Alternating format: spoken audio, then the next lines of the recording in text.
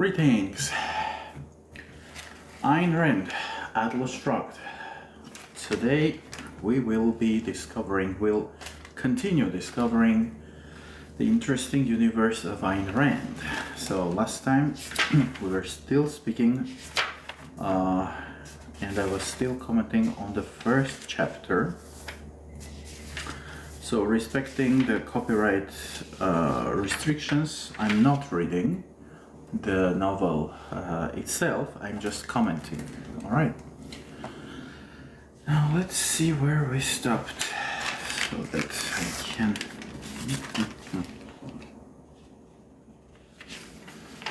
Yeah, I spoke of Eddies and Ned. No, not Ned. Eddies and James's characters,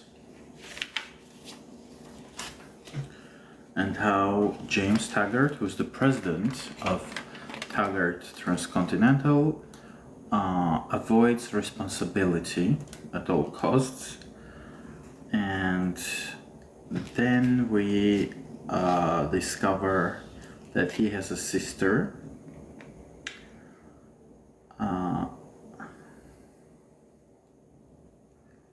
and after his sister we discover Reardon still and some other characters. James is on the one hand portrayed as someone who is in terms of social issues progressive, so to speak, like could be called socialist, but he's a super rich guy. By the way, Ayn Rand is sometimes portrayed by those who don't know her as someone who advocates for the rights of the rich, but in her novels we also have characters that are very rich but very irresponsible. So James Taggart is one of those super rich and influential characters who is who likes to be rich, but who doesn't like to work and earn his riches. He inherited the money from his father, and he's socialist leaning, we could say, but he doesn't give away his own share of wealth and power. Although socially he admits that service to the others is the best thing, but throughout the book we see that actually he wants others to serve him rather than him serving others, you know? So, and we also have other characters like Oren, who is mentioned, Oren Boyle. He's another rich person, and he gets a lot of political influence throughout the book, but he's a negative character as well. So it's very superficial when people say, well, Ayn Rand just advocates for the rights of the wealthy. It's not really the case.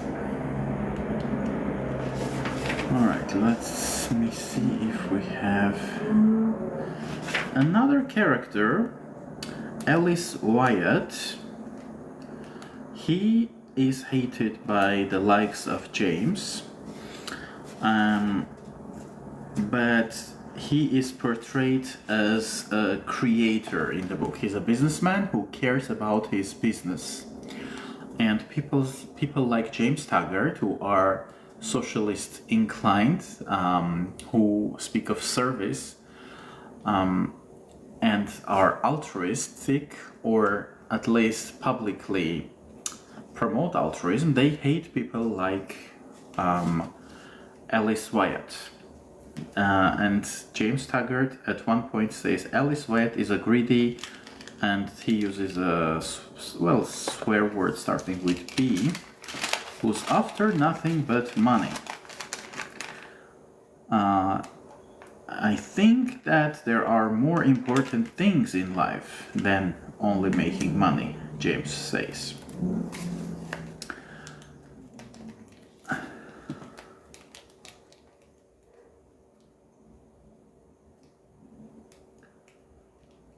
And there's another train company called Phoenix Durango, and James is unhappy with the fact, oh, thank you, Happy Paddy, for tapping and liking. I appreciate that a lot. Thank you very much.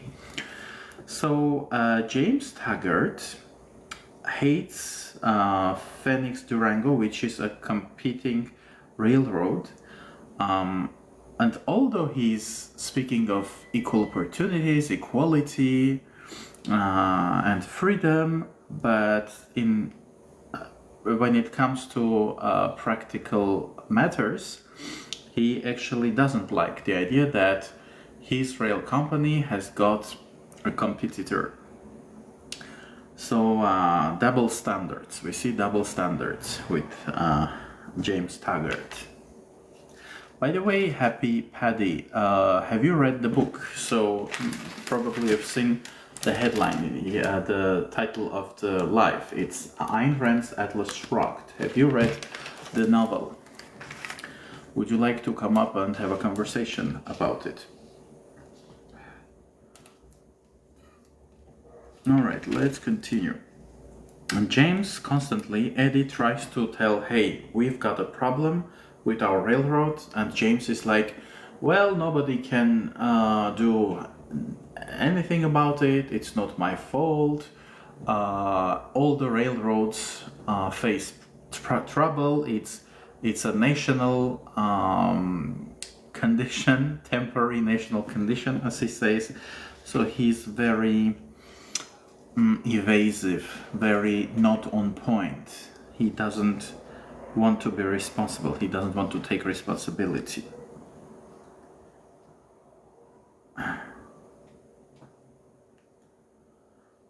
Okay, a lot of conversation between James Taggart and Eddie Willers.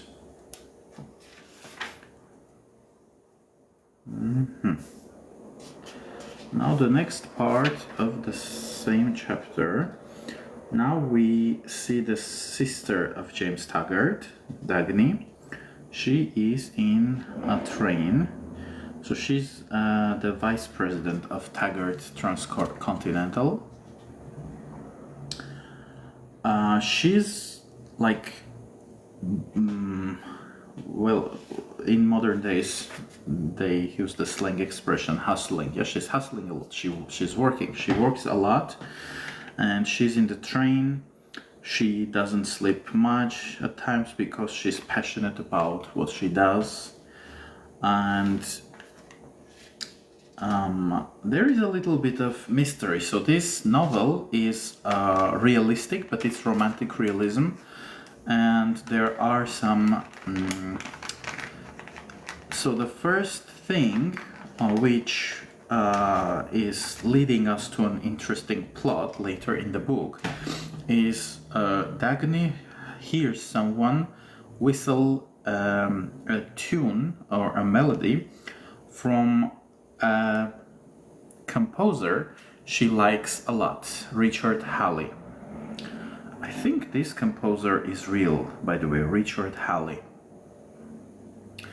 And Dagny is surprised to hear that someone is whistling that melody, but she likes Halley, she knows all her concertos, and she thinks that there's a new concerto written by Halley, and she didn't hear that. So we are left with this story. She tries to discover what that air is about when a young employee is whistling that air, but she cannot get that. He doesn't say anything. She says, didn't Halley write 4 concertos? She was like, yes, you're right, it's just 4, and that's it.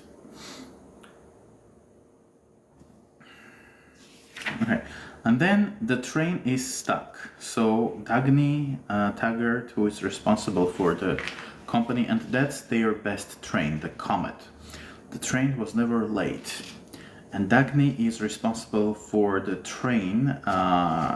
It's like part of her reason for living. Yes, the business, especially the business of her father, which she loved from early childhood. So she's about this railroad, the railroad business. And again, we see people that are incompetent, people that are afraid of responsibility. She goes to the machinist, she talks to the conductor, and they're like, we are stuck in the middle of nowhere because the light doesn't work. For about an hour it just shows red, so we're just waiting for someone to come and fix it, and we're not ready to take responsibility. And they first don't know who that lady is, because Dagny doesn't like, this VIP attitude and approach. She just travels as if she were a regular passenger, and only later people learn, also these employees learn, that it's their boss, and they are like, well, miss, we don't want to take responsibility. If we move ahead and we clash, we don't want to be responsible for that. And Dagny says, it's my responsibility, just do it. Dagny is very logical, like the way she asks questions. And Ayn Rand's characters, the positive ones, are very reasonable and logical. They tackle the same issue from different perspectives and try to find meaningful answers with people who are very superficial, whose consciousness is very foggy, and sometimes it's tiring for them. So I'll try to demonstrate that. Let's see. So when she realizes that the train has stopped,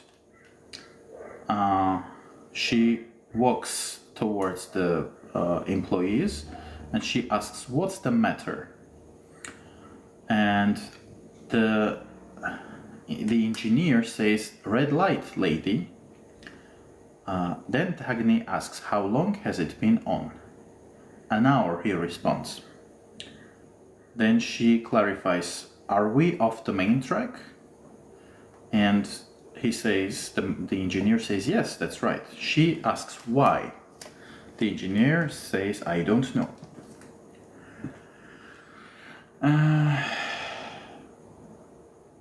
Then the conductor says, I think we were directed here by mistake.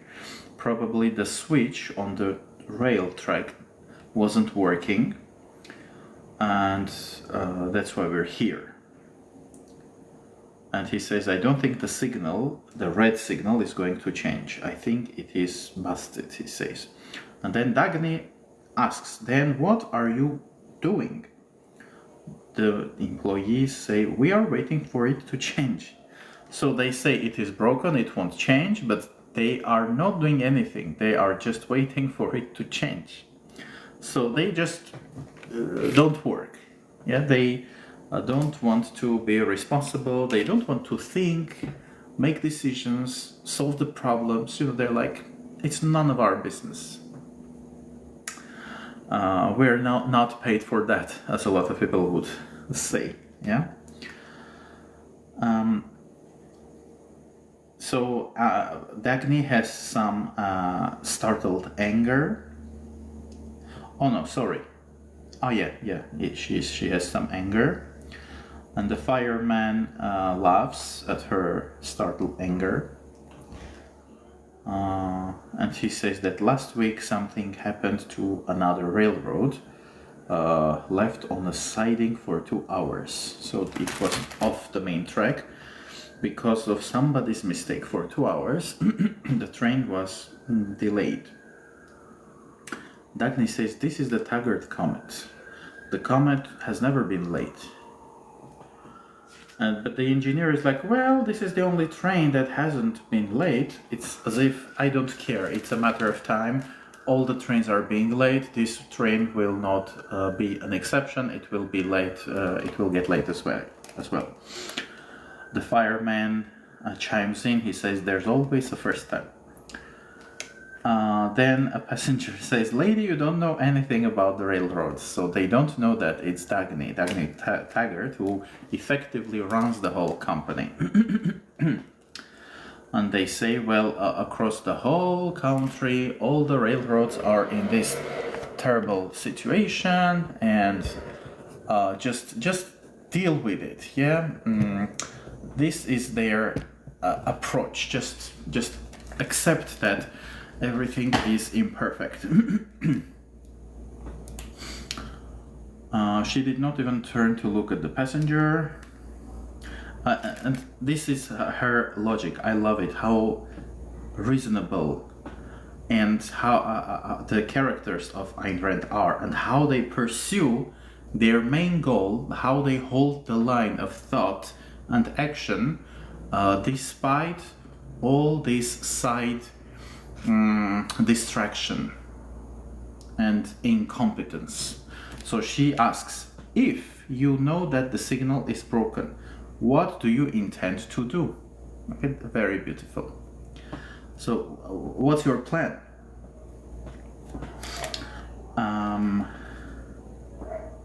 So yeah, I won't read a lot from the book, but there's a lot of interesting, stuff written.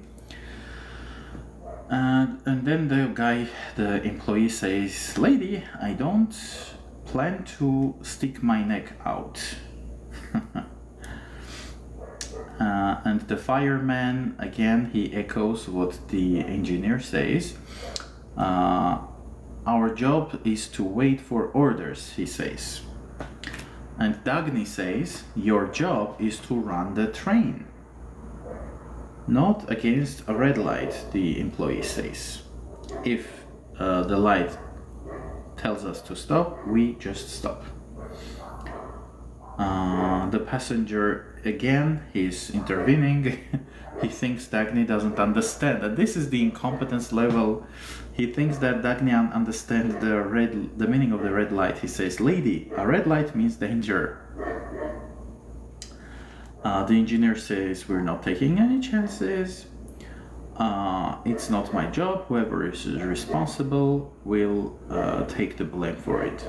So I'm not going to do anything." And Dagny says, "And if nobody does?" The other guy says, "Well, somebody will turn up sooner or later." Dagny asks, "How long do you propose to wait?" The engineer says, "Well, I don't know, as much as it takes," in one phrase.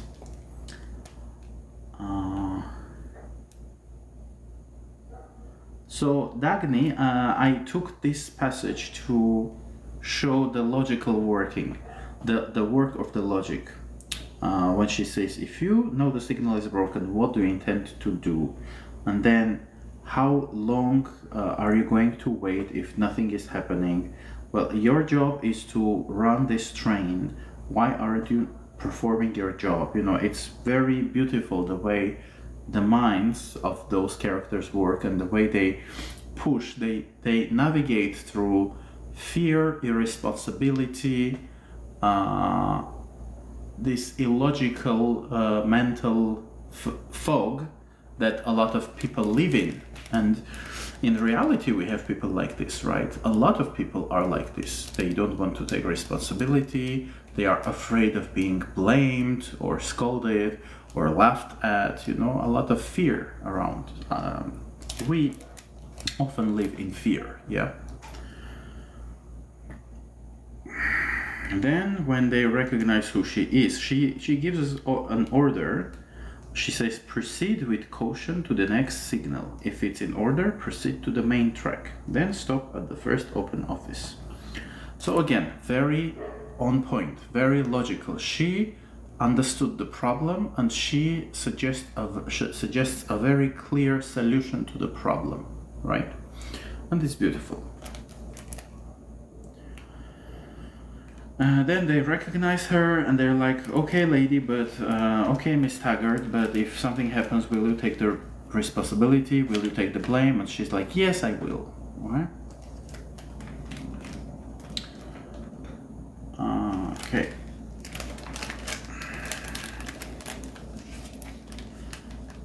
So I think I will leave you guys with this. And yeah, the contrast is shown. One of the employees says, well, your brother wouldn't have taken a regular seat on the train.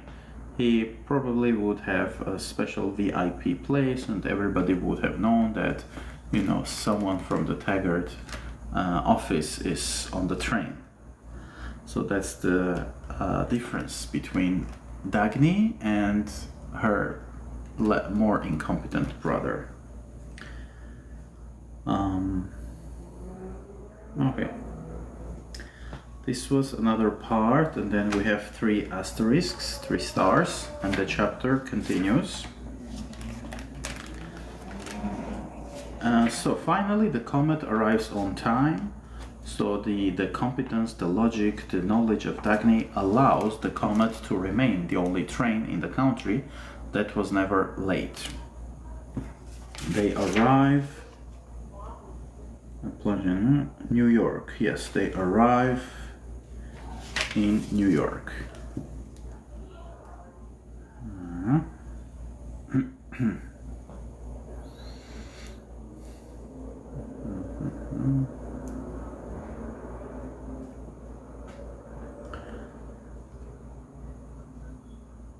She enters the office, and she enters the room of her brother, James Taggart, the president of the same company where she is the vice president.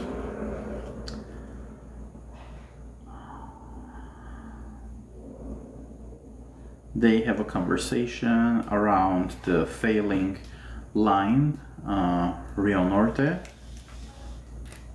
And her brother is very incompetent. He tries to avoid a lot of responsibility, and he questions her decisions.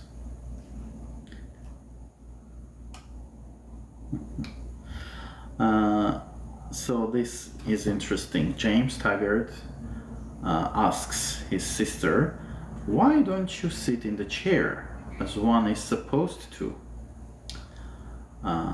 Nobody holds business conferences this way." And Dagny simply answers, "I do." So James is about, we could say, traditions, about status quo, about things the way they are. Yeah, we could call him a progressive traditionalist in some way, and we'll discover his character more and more as we proceed. But Dagny, on the other hand, she doesn't care about those things. She's about her objective, her goal, and she will do whatever it takes to reach it in a meaningful, reasonable way, lawfully. Although there's an interesting passage by the end of the book, we'll get there and we'll have an interesting discussion around that as well, you know. So Dagny took a decision, and his brother isn't happy with that decision. He says, "But the board hasn't authorized it. I haven't authorized it. You haven't consulted me," he reproaches her. She says, "Okay, if you don't like it, just call Reardon, the guy who will provide a new type of metal, and just cancel it." James again runs away from responsibility. So they are in a very bad shape, the company, and they need something to be done about it. But James is just avoiding responsibility. His friend Oren Boyle was supposed to give them some metal, but he didn't, and they're just still waiting for that.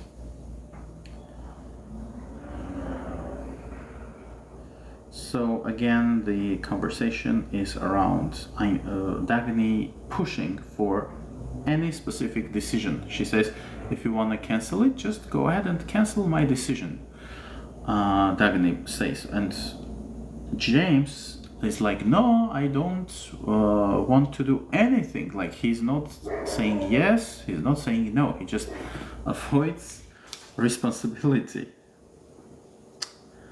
Yeah.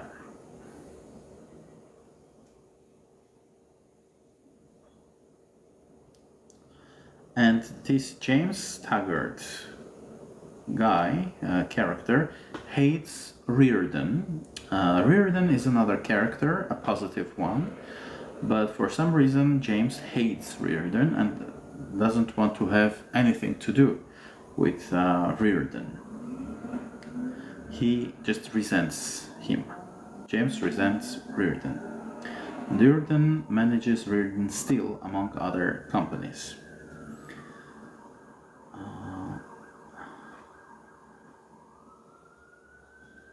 And so for 10 years Reardon still was supplying them with steel, but he hated Reardon.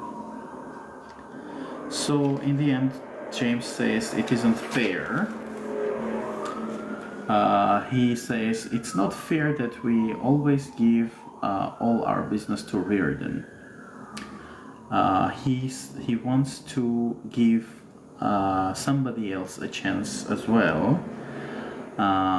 James says that Reardon doesn't need them, their company, that Reardon is big enough. We need to help smaller businesses to grow, James says. Otherwise, we are just encouraging a monopoly. Dagny says, don't talk tripe, Jim. So,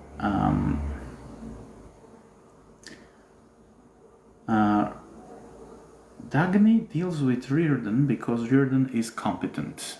Like, whenever they ask for something, whenever they make a business deal with Reardon, that deal works.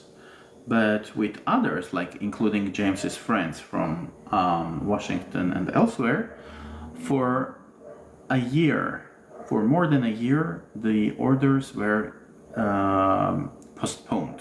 And James has no problem with that. James has no problem with the fact that his company is failing. They are not making profit. He's kind of happy about that. He says, well, the entire country is in such a bad shape. It's not my friends to blame. Nobody can help it.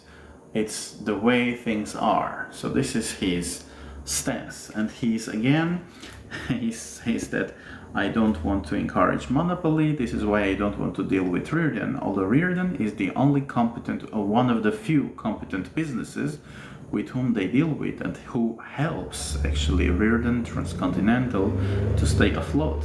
You know? He admits that he doesn't like Reardon, Henry Reardon. But Dagny says, well, what does it matter, like whether you like him or not? We need rails, and Reardon is the only person who gives them to us. And James says the human element is very important. You have no sense of that. And Dagny says, we are talking about railroads, not humans.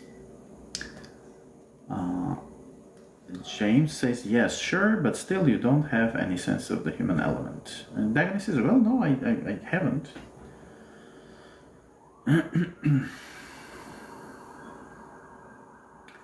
And then Dagny surprises her brother with the fact that she ordered a new type of product from Reardon. It's not steel, it's a new type of metal. So Taggart is also unhappy about this. So innovation is like, they are afraid of innovation. Socialist-minded people, people like James Taggart, who are in terms of the social issues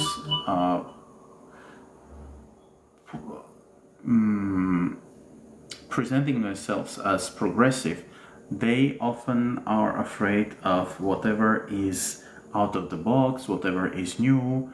And in reality, it is also like that, right? In socialism and in collectivism of any form, you have councils, boards, what else? Trusts. You may have,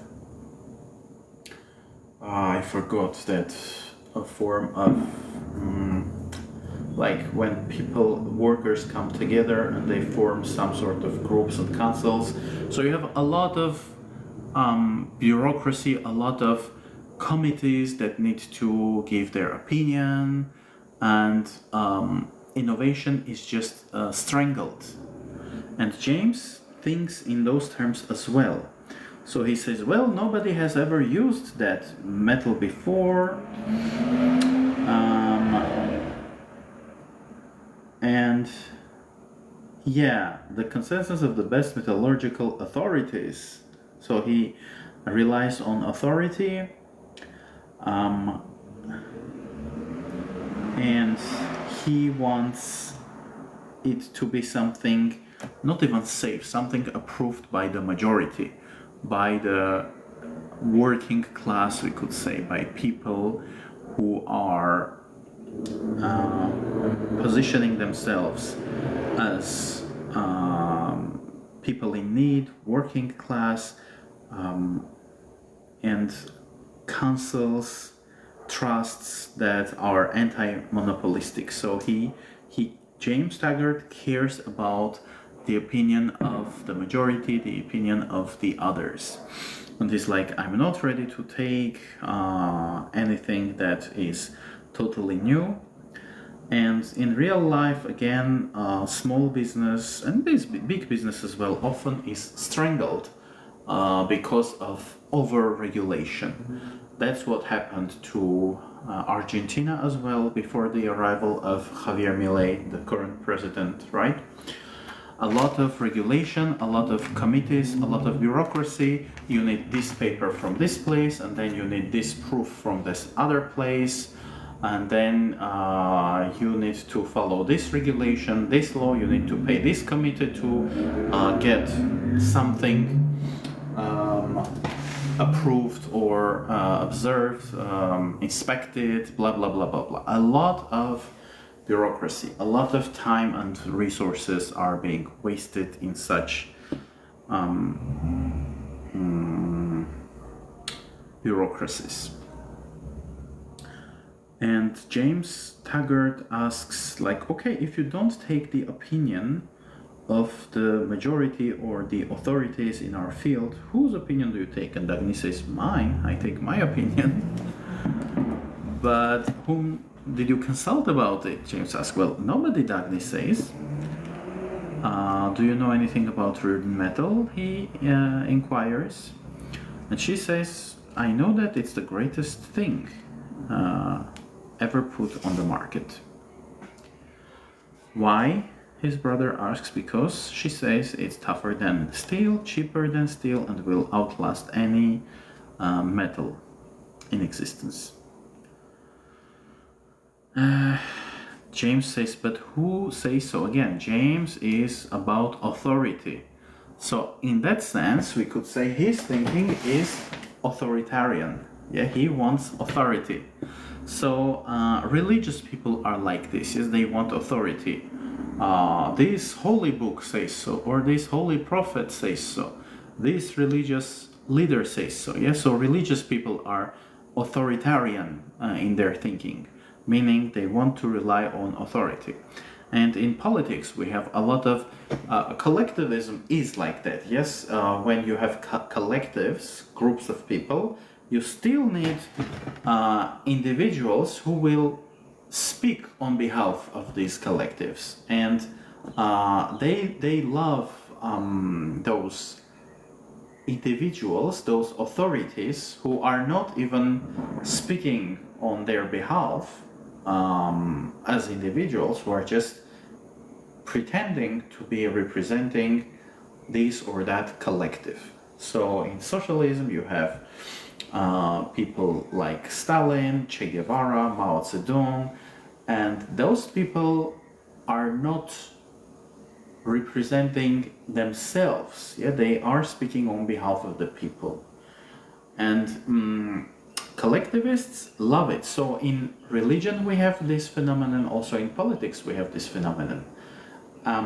I'm Armenian, and in my culture I also see that a lot of Armenians, collectivist-minded people, are like, we need new national heroes, just like we had them in the past. They give names like Goregin Najde, who was Yahtzee collaborationist, by the way, and who is treated as a national hero in Armenia.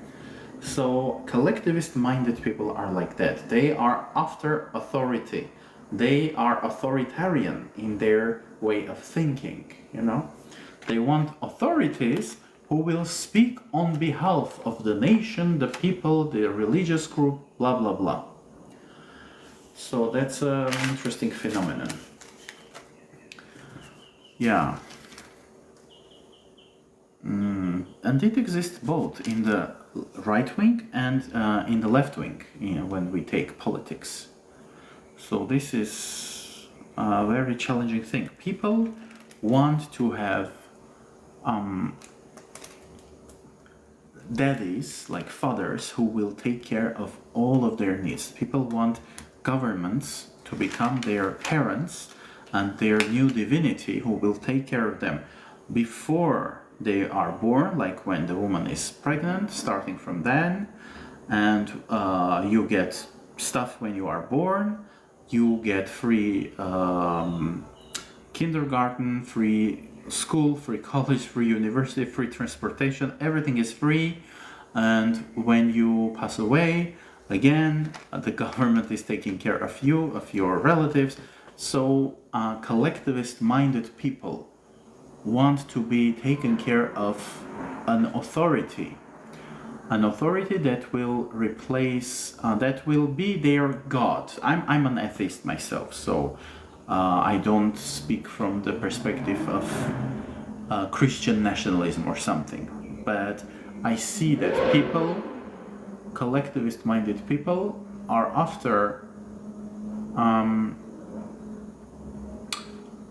governments that resemble all-knowing, almighty, benign divinity. And in practice, that means a lot of control, a lot of limitation on your rights, a lot of incompetence, a lot of oppression, a lot of bloodshed, just as we see in Christianity, in the history of Christianity and in the mythology of Christianity. Yeah, we have all these stuff, like in the Old Testament, in the New Testament, when in the name of God, people unaliven each other. So this is why any form of collectivism is dangerous for me, because when you wish for an all-powerful, all-loving government, you wish for a disaster. You wish for someone who will control you all the time. You willingly want to hand yourself to the authority of someone else who will say, don't do this, do this other thing because it is better for you. I know it better because I'm taking care of you. You trust me, I'm your authority. So it's very dangerous for me. And yes, happy. Again, thank you for liking the live if you're still here. Let's see if I can find someone who might be interested in this topic. Okay, let's give it a try.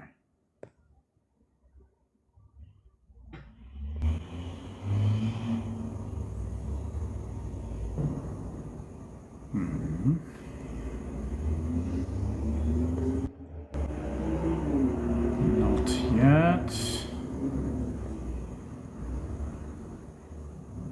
World peace. This user has an interesting nickname, World Peace, but he didn't accept me. No, people are not interested.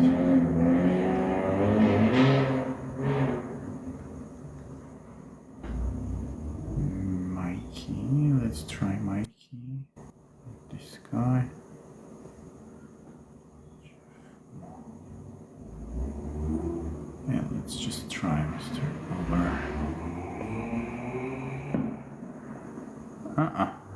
no one is interested. Okay, I think that this will be it for today. Thank you for being with me. If you watch me on TikTok, subscribe. And if you watch me on YouTube, again, subscribe to my channel and know that I have these lives on TikTok if you'd like to join and have a conversation. I love when it's live, when there's some dialogue or multi-log going on. So I encourage you to find me on TikTok as well. Currently my TikTok nickname is wisdom_in_drag together. Wisdom in drag. Yeah, and see you next time. We'll continue exploring the interesting universe of Ayn Rand through her bestseller novel Atlas Shrugged. Okay. That's it for today.